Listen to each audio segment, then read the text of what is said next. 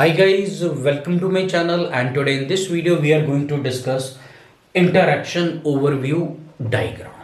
So guys, what is an interaction overview diagram? So it is a diagram which is a combination of activity diagram and system sequence diagram. So what is an interaction overview diagram? So it is a diagram which is a combination of activity diagram and system sequence diagram. Now what do I mean by it is a combination of these two diagrams? So guys, the activity diagrams, it shows the different activities which we need to perform in order to achieve some task, which we need to perform in order to complete some task. Okay, and we show the different activities which we need to do in order to achieve some task. Okay, and the system sequence diagram, it shows the interaction between two objects when they have to complete some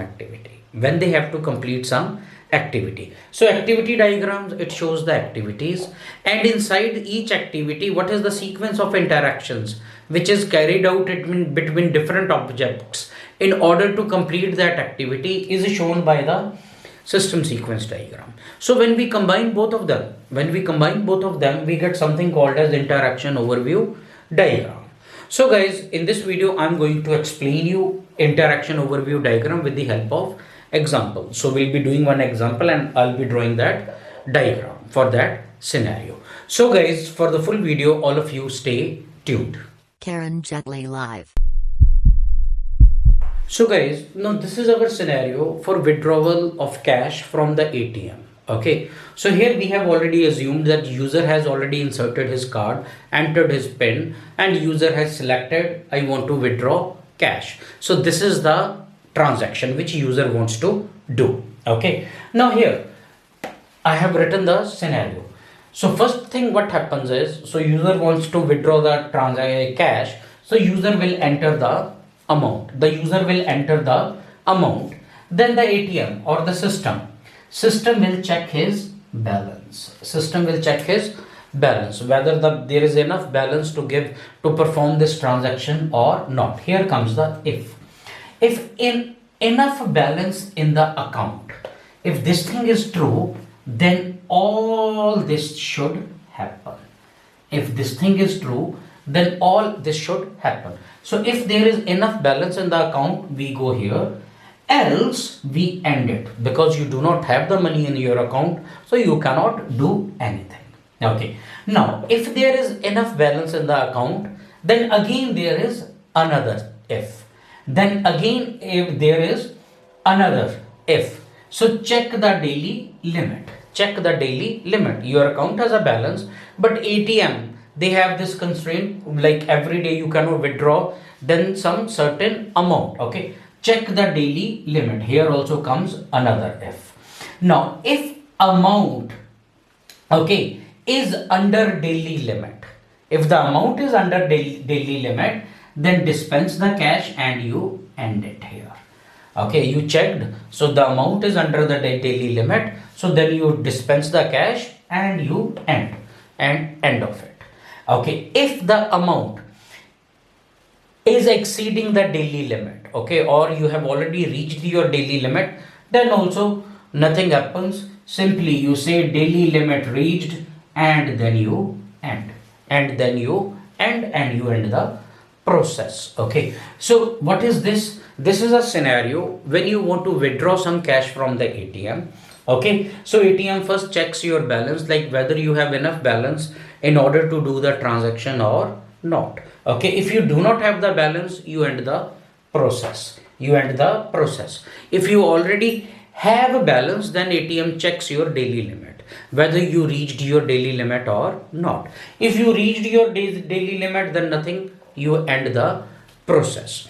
If you did not reach the daily limit, then ATM will dispense the cash and the process will end. Okay, so guys, I hope you understand this scenario.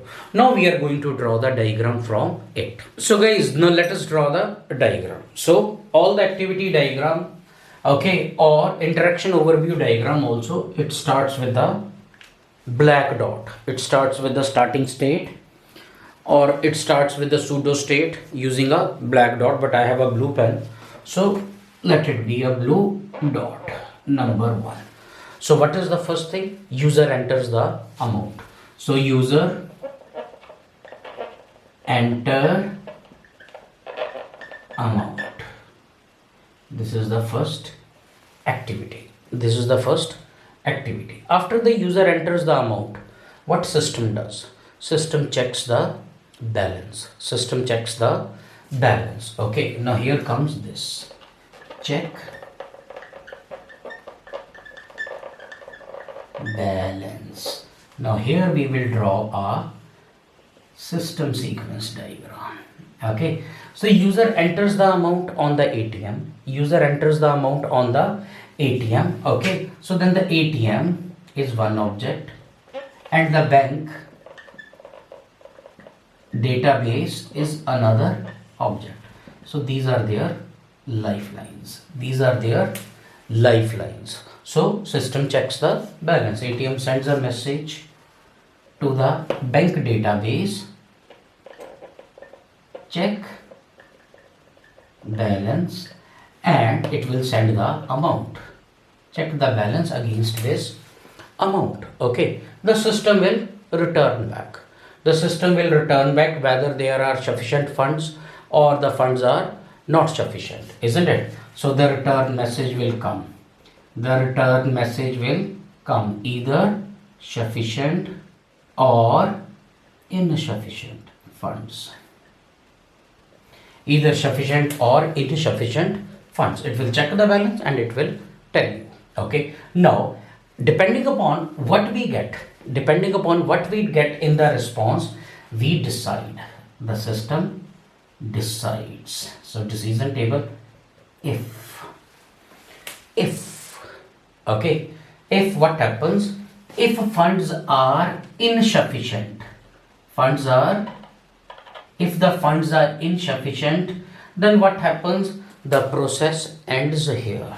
The process ends here. Okay, funds are insufficient, you do not do anything, you end here. You end here. Okay, now if the funds are sufficient, then what do? We need to check the daily limit. We need to check the daily limit. When do we do it? In case sufficient funds. In case sufficient funds, then again a system sequence diagram. Check daily limit. Check daily limit. Okay, now check daily limit. Okay, so then again interaction between ATM and bank database. Okay, so what message it will go? So check limit. So then bank will return whether limit reached or not reached. Bank will return whether the limit reached or not reached. Okay, so the return message, okay or not okay. So whether you are in the limit or not. So just to make it small, okay, I will say bank will return okay or not okay. Okay, limit reached or not reached. Again, now here comes the decision. Again, here comes the decision. Okay, if limit reached, so what happens is limit reached,